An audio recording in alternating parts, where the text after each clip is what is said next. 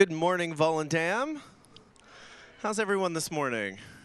Good. We're doing all right, right? Everybody holding in there? It's actually, I think we're doing quite nicely. Actually, the forecast-wise, as far as like swell goes, it was the worst at around midnight last night. So it's actually calmed down. I think you can feel a little bit it's calmed down.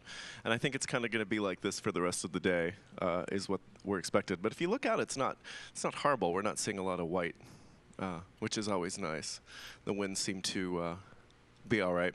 Well, of course, this is our May 11th A today. We will be crossing the date line later this afternoon, so we'll get to experience today tomorrow as well. So that's good.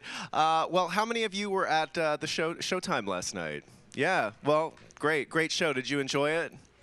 Yeah, wonderful show. Well, of course, that's my guest today. So, ladies and gentlemen, please welcome out to the stage the lovely, the talented Miss Annie Francis.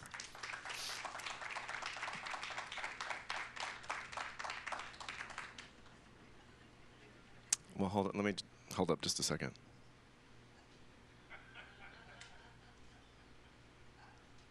Oh, Annie Francis, ladies and gentlemen.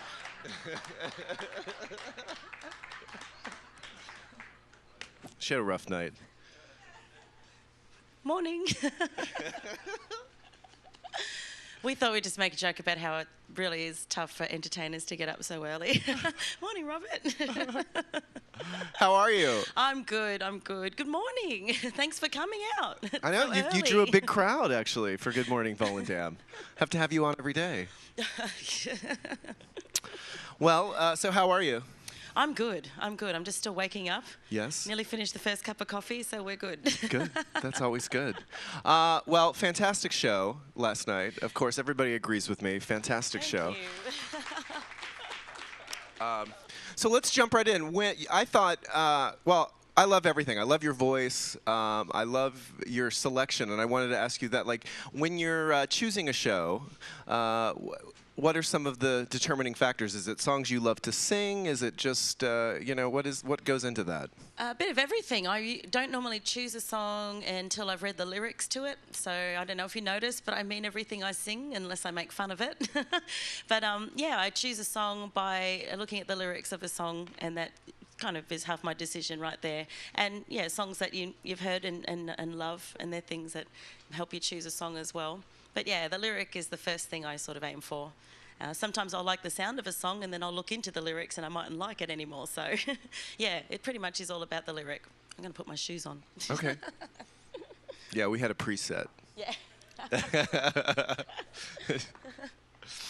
It's warm. It is. Yeah. It is warm. The heat's finally kicking in. Yeah. So who, as a singer, who are some of your influences as a singer? Oh, I have many, and from all different styles. I mean, you've probably noticed that I like so many different styles of music. So, but all the great singers, from the 40s onwards or even earlier, I'm not quite sure. But, there's, for the country style, I was always influenced by people like Patsy Cline, because she always sang how she felt, and even Dolly Parton was always herself, so that was another thing. Tom Jones is my idol. Absolutely love Tom Jones, and he's still going strong. Yeah. Shirley Bassey, I saw her. She was one of the first two concerts I ever went to see, and the first concert I ever went to see, I was underage, and I managed to get a ticket, and it was when they used to have cabaret in the hotels. It was at the Hilton Hotel, and I saw Eartha Kitt, and she pretty much is what inspired me to go towards cabaret and do that sort of thing, because she had a wonderful show. It was just from start to finish. It was the most professional show I'd ever seen, and she made people laugh and she made people cry, and yeah, it was wonderful. Yeah, I have a great Eartha Kitt story I'll tell you later. Okay. Yeah, Shirley Bassey as well. I heard that in your voice too. I kept thinking, oh, I want to hear like Diamonds, Goldfinger, and all, those great Bond things. But we did get a Bond theme, which I was particularly. Yeah, it was the first time I did it, so I was so glad it went down okay. That's great. But it is actually part of a medley, so I did have Diamonds Are Forever in that medley, and Thunderball, actually, Tom Jones. So, yeah, and that's what I love about those James Bond. They always were the best singers that did those songs, and yeah, it was just... Yeah, they're fantastic. Times are gone. So you talked about a little bit about the Sydney Cabaret Festival at Town Hall. Yep. I was just curious too. You said you did 2 songs and you just kind of went and did your thing. What were the 2 songs that you sang? The first song was "As Long as I'm Singing," which I'll probably be doing in the variety show, and followed by "Maybe This Time." So, and the judge at the time was an international judge, and her name was Julie Wilson. I love Julie Wilson. Yeah, I've seen her show many times. Yeah, she's wonderful. And when I went to New York, she totally took me under her wing and let me borrow her pianist. And she actually came to Australia not so long ago, and she's 87, 88 now, and she was still doing some shows in Australia, so I met up with her again. And I don't think without her influence, and she was the judge of the year, and even though it was quite controversial because I was so green and there were other people that had been in the cabaret circuit for a long time that were expecting to win. But Julie really took a shine to me, and yeah, without her I don't think I would have, gone as far as I did so quickly at the time. That's amazing. And she's a wonderful, wonderful lady. She really is. Yeah. Do you know Julie Wilson, the cabaret singer? She's incredible. What are some other, when you went to New York, what are some of the other, did you work with other cabaret singers there, or? I met a whole lot because it was part of the New York Cabaret Convention, so there were many, many other acts there, other singers. But what was I guess the most important thing while I was there was the people who ran their clubs, like Don't Tell Mamas and all the clubs around Marie Times Crisis, Square. yeah. Yeah, that's it, and Firebird, and thanks to Julie, she got them all to give me a go in their clubs, and I don't know, it was just great. It was the best thing it could have done for my for encouragement and for my confidence. Now, when was that? What year was that? That would have been 2000. Oh, okay. Yeah, I was so there. it only just started. It was amazing. So a little bit, you said this kind of all started for you then. What were you doing before then? I had many jobs. I was the type of person that if I didn't like a job, I kind of left it and went to the next one. But the straw that broke the camel's back was working for the telephone company on the billing inquiries line. The job they outsource to India these days. So yeah, that was pretty much when I realised there had to be something better than this. Which is a good song. Yeah, exactly. And how did you start with the cruise line industry? Well, see, when the cabaret stuff started, and that sort of got me an agent back in Sydney, and that agent also booked what we call retired servicemen's clubs in Australia. They're like little cruise ships, just without the hotels associated. I guess they have casinos in them, and they have rooms to perform in. And there was a lot of shows to do back then. And it's only in the last three or 4 years that it's sort of dwindled down, and there's not as many places to do these shows. But I think I was doing shows 3 or 4 times a week in these clubs, as well as sports clubs and all sorts of different things, functions, things like that, when they used to always hire shows. And the agent I had that booked me for those shows also was friends with another agent who booked cruise ships, and then that sort of got my foot in the door, and then left Great. those agents and got a better one. And talk about you talk a lot about in your show about your cultural influences, and how has that, how do you feel that's obviously it's affected your life, but and what I thought it was so interesting. And I'm sure you agree with me, how she was so fluent in all these languages, able to sing in all these languages. And I thought it was so interesting how your voice kind of took on different characteristics when you were singing in those languages. I don't know, you want to talk a little bit about singing in other languages? Or? Well, I really do like the challenge of it. I don't know, I guess with the Tagalog song, I guess that was the beginning of me singing songs in another language, and then with the Spanish, like because of Mum's influence.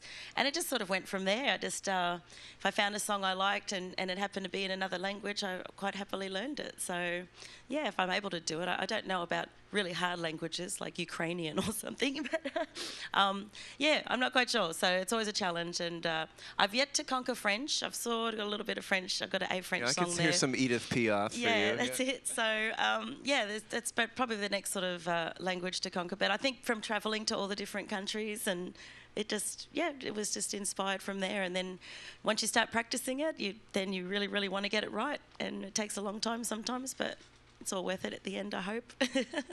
Now, as a child, did you always sing as a child, or how did that start for you? Yeah, I was pretty typical that way. I was a big fan of Olivia Newton-John and had all her records and sang along to everything, and loved Grease, knew every single word to every part of Grease. And did you listen to Totally Hot, that album? Yes, that's, Yes. oh, that's right. Yeah, I The loved that wonderful one as a band. kid. But yeah, so I was a typical girl that sang all the time and loved everything that was in the pop charts, and yeah. So, had you sung publicly before you had gone to this cabaret town hall thing in Sydney, or? Not really. We moved around quite a bit when I was a kid because of the job that my father had, and so I went to 7 different schools, and I used to live on Guam Me for too. a few years. Yeah, exactly. Moved around quite a bit. So the first time I ever sang was when I was brand new at one of my new primary schools, and it was show and tell day, and everybody brought something, but because I was new, I didn't have anything, so I sang If I Only Had a Brain. So I guess that's the first time I ever performed. Which is also a great song, actually. Yes. I love that song.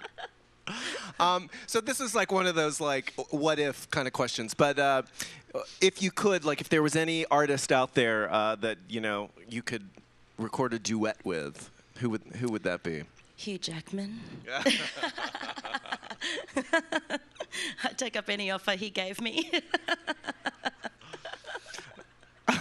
Now, any aspirations? Have you done stage work, like musical theater performances? I've auditioned a lot for stage and theatre and never seemed to get anywhere. I mean, I'm not a brilliant dancer. I mean, it always took me. I can dance on the dance floor at a crew party, but when it came to choreographed dance, I was always just that little bit slower. So I'm not quite sure if that's what held me back or just wasn't the time for me. I don't know. There's a good thing about musicals, though. There are parts for any age. So, and now I'm a lot more experienced. Maybe if I give it another go. I mean, I kept thinking when you were doing cabaret, you're a perfect Sally Bowles. Yeah, that's good fun. That part, I reckon. Yeah. Yeah. So I mean, I'll just keep auditioning when the time arises. But yeah, I guess in Australia too, they sort of already have in mind who they want. It's a pretty small place. So, but I'll just keep trying. But it's a goal of mine, even if it's just one song. But it's a goal of mine to even sing in the Sydney Opera House one day. You never know how life can take twists and springboards, and so that's another dream of mine. It'd be nice to sing with an orchestra, even if it was just one song in part of a big concert. That'd be wonderful, but that's always there if the opportunity ever arose, or I'll look for the opportunity. You never know. Yeah, and I was going to ask that next. You kind of answered that, but where are you? What is a goal? Where? Yeah, well, there's that's a long way, but also because there's not a lot of places to do these sort of shows anymore, except on ships. We're very blessed that ships still are wonderful venues, and you have all the right lighting and the sound and the orchestras and an audience, a captive one. But it is a goal of mine, which I will do over the next few years, even though it won't really make much money. It'll probably just break even. But I really want to do regional Australia. I want to take my show all over Australia. I just love to sing in country Australia. I think it'd be a wonderful thing to do. So, get the bus tour and go around Australia and do my shows. Sounds good. Yeah. If you need backup singer. Okay. Tell me, I just kind of went blank there for a second. It's early. It is. Would you like some of my coffee? No, I just had. Oh, it was a good question, too. I know what I was going to ask. I was going to ask, with your cruise travels, do you have any good, funny, like, kind of disaster stories? Those were always good on stage. I wish I did, but I haven't. I've never fallen no down missed on flights or stage. having to take the pilot boat to the ship? Oh, yes, there was one time. There was, we were in Kona. And I had only just gotten there after 5 sea days off another ship, and then I stayed the night in Kona, and it's a tender port. And I was also getting on the next ship for another 5 sea days, all the way back to San Diego, and I was going to get back off again in Hawaii the 5 sea days after that. So I was really only going to be in San Diego out of 10 days at sea. And I looked out the window in the morning, and I hadn't seen the ship yet, and it looked really rough. It was a really bad day weather-wise, and I looked out and I went, they're not going to dock. I get to stay in Hawaii for a few days. I suddenly got all my hopes up and thought, because I was supposed to go to San Diego and back again, so I thought, so it'll be 2 days here and maybe 3 days to get to San Diego. I was getting all excited, planning a whole week of not being on the ship, which is kind of naughty. But I swear that they weren't going to dock. I just knew the weather was really bad. And then the port agent came and found me while I was having breakfast in the hotel, and he told me me to hurry up and get my stuff because they're sending a special tender out to come and get me. And I stood in the pier, and it was so rough. They had to get the chief officer to drive the tender. And I knew him well, actually. I'd known him for a few years, and I was jumping up and down first thing in the morning on this pier, just going, "You should have left me here." So I was very upset. And it was the roughest ride all the way back to the ship. And we had an audience all on deck 3 watching us arrive. And we couldn't even dock the tender. We had to be winched up and everything. So it was so rough. And the chief officer was getting seasick, and the sailors were feeling seasick in the tender. And I was still just like, "You should have left me there. You should have left me there." So I never got my little holiday. You were in high demand. They needed you. Yeah, chief officer said, "No, this hotel manager loves your show. He's not going to allow you to stay here. You've got to come on board." But yeah, so I had a special tender come and get me. So not that I felt special. I didn't want to feel special. So how much out of the year do you find yourself on ships these days? Or how much are you home? Or Yeah, as much as I can be. I just take all the work I can, because the nature of, you don't get vacation pay or anything with anything like this. So I take as much work as I can. I just had April off, which was lovely. It was my first Easter home for a long, long time. But since October, I've been pretty busy because there's a lot of ships around Australia. So there was a lot of work around then, and I'm not quite sure what's happening this summer. Don't have anything yet, but my agent tells me something will show up, and the bookings do come fairly late these days. So yeah, wait and see. Got to pay the rent. So your family seems to be kind of spread all around the world, it seems. Pretty much. You still have family in the Philippines? Do you have family definitely. in Ireland as well? Or? Not really. Don't really know my family in Ireland as such. I know, of course, my dad came to Australia when he was about 2 or 3 years old, so he's been there for a while. So all his siblings, and they all live in Australia. Mainly in Melbourne, actually. And but yeah, Mum's family, definitely so many of them in the Philippines. Like if we had a family get together.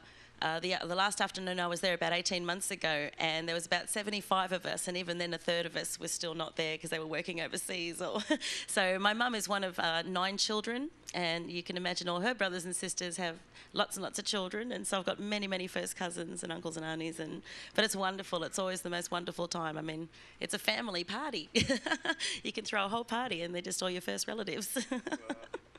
Now, do you have a favorite song? No, I don't think I do. I like I don't know if you notice how much fun I have with just about everything when I'm doing it. So I don't have Well, I think that's part of why your show's so fantastic. Yeah, I don't know. I do what I love, and I do it all from the heart, and it's the only way to do it, I think. So, but I'm not quite sure. I don't really have favourite songs. I like it. I like a lot of stuff. Mm-hmm. Yeah.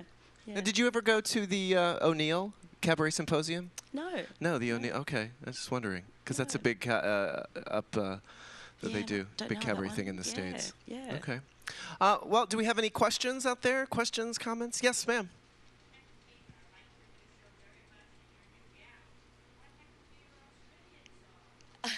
So question is, I just always repeat it because we do televise this. Yep. The question was, she loves the new show, the new gown, but she wanted to know what happened to your Australian song. I'm trying to remember which Australian song it was. I did an Australian song, which was the second song of the show, which was Sing, Sing, Sing. But I'm just trying to think the other one. I don't know, maybe a Peter Allen one? No, I haven't done it. I've done Still Call Australia Home? Yeah, no, Still Call Australia Home's on one of my CDs, but I don't actually do it on during a show. But I can't remember. How long ago was it? Oh, wow. I don't know. I may have done Waltzing Matilda, but I can't think of the other Australian song at the moment. Yeah, maybe. Yeah.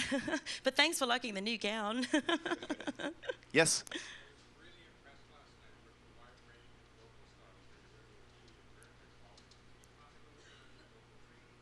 Yeah, so the question was, or the comment was that he was very impressed with the wide range of vocal styles, and could you just comment on your vocal training? Yeah, I had a wonderful teacher. He ended up being almost like a second father to me as well. He was a wonderful mentor. He was an opera singer and a club singer himself in the 50s. he was wonderful. He taught me more the science of singing rather than my very, very first teacher was an opera teacher. She was very strict, made you stand in the corner and hold your hands together and read books and highlight all these things out of a textbook and then try and sing. And one of the very first things she was really adamant about, she goes, remember when you sing, always exhale, never sing while you're inhaling. And I'm thinking, that's impossible. You can't sing while you inhale. That's your throat singing. Yeah, exactly. But no, I had a wonderful teacher, and he taught me more the science of it. Like he showed me like the anatomy of the larynx and the voice, and that seemed to make a lot of sense to me rather than some teachers who, I guess, use imagery or stuff like that. So I think the fact that he was very scientific, and he taught me that even though he's an opera singer, but you can sing any style, and he introduced me to all these different styles of songs as well. And introduced me to people like Shirley Bassey and told me to sort of listen to that kind of thing, and really taught me how to bring my voice right out as well. I was actually quite a timid singer, didn't know that I had a bigger voice, and he really, really nurtured that and brought that out and left the rest to me. And he set me up for life. All the exercises he's given me, and I know how to look after my voice, and yeah, he's a wonderful teacher. Yeah, I was very lucky to have him. Yes.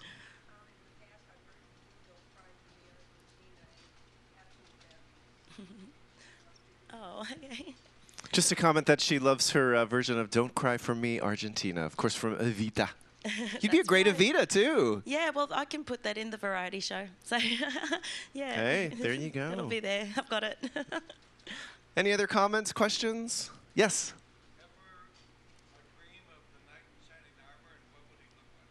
Oh, yes, you did talk a little bit about you hadn't met the husband yet, but dream, what the comment was, you're basically your ideal knight in shining armor, your ideal man. Yeah, well, someone was asking me that last night, and I did have a partner for about 8 years, and he left about this week last year, actually. No warning, no nothing. Came home, and that was it. He was gone. Wow. So maybe, obviously not meant to be, but what would he look like? Hugh Jackman, maybe? I'm sensing a theme. But you never know. It's all about just being with someone who works well with what you do, and you can grow well, together. And you got, yeah. What's the lyric in I Gotta Be Me? I that spoke to me last night. It's like until I can be me for myself, I can't be myself for someone else. Funny, I'm drawing a blank now. I can't remember That's okay. We both are big blanks up here. No, but that lyric in that song I thought was so can't be right so for great. Somebody else. Yeah. But yeah, it'll work itself out. I meet plenty of people all the time, and it's a wonderful thing about this line of work as well. You're always meeting people and making friends all over the world, and I'm such a social person anyway, so it'll come along when it's time. But it is hard when you travel so much, and because the nature of this job, even if it wasn't on ships, even if I was singing in Australia or another country, you're always on the move. You always have to go to where the venues are. It doesn't come to you. So travel is a huge part of this job. And we all sometimes sit together and wonder if it is impossible, but I think it's all going to work itself out as time goes on. So, yeah. Well, you do make quite an impression. I know everybody on my team and in the office, they were like, oh, Annie's coming. Everybody was very excited that you were going to be here. Got so many good friends here. Yeah. So, any more comments, questions? Yes?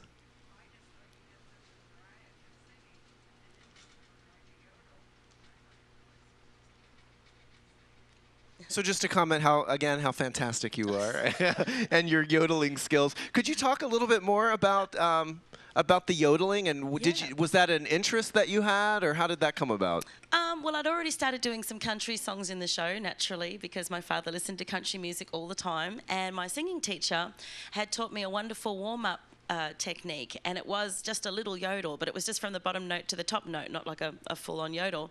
And I was actually warming up in a dressing room once, and the guy that I was splitting the bill with was Wayne Horsburgh, who I mentioned is the yodeler in Australia. And he heard me doing this warm-up, and he came up to me after the show and said, I heard you doing that before you did the show. Have you ever thought of yodeling? Because he puts a lot of yodeling into his show. And I said I hadn't really thought of it, but I always thought it was a pretty cool thing to do. And he gave me my first yodeling chart and gave me a whole bunch of recordings in the next couple of weeks to come, and just told me to listen to as much as I can and practice it. And when I started, it was one of those things immediately when I started practicing practicing it, I couldn't put it down. I had to nail it, and I really, really enjoyed it. So in the variety show, I'll be doing a Swiss yodel as well, and that's another dream of mine I forgot to mention. I'd love to do a Swiss yodeling festival. I reckon it'd be really, really wonderful. So you never know. I think they have them in the summer in Austria. So yeah. I know. Yeah, my niece actually yodels. Oh wow. Yeah, she like had an affinity for it, and she went online, and she's actually quite good. Yeah. So yeah, it's just one of those things. I found it really addictive. I just had to nail it, and I really, really enjoy it. So I think it's a lot of fun. And you do it so well. So, yes. Any other comments, questions? Yep. Yeah.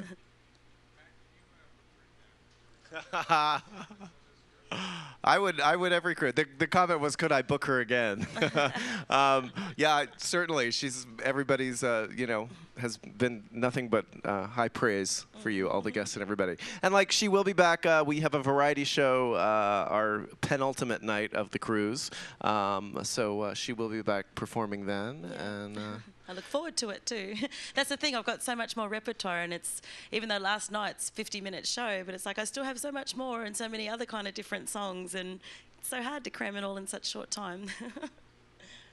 Anybody else before we wrap it up today? Yes.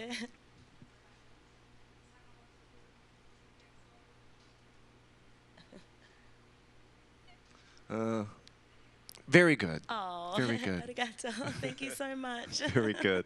So my Japanese was okay. I hope you understood it. Thank you. Well, thanks for being here, Annie. Yeah. Thanks for taking time. And let's hear it once again for Annie Francis, ladies and gentlemen. Much.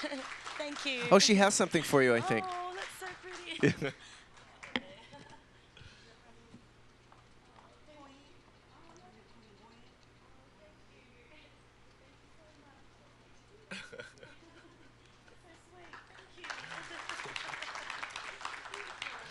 Those are sweet, yeah.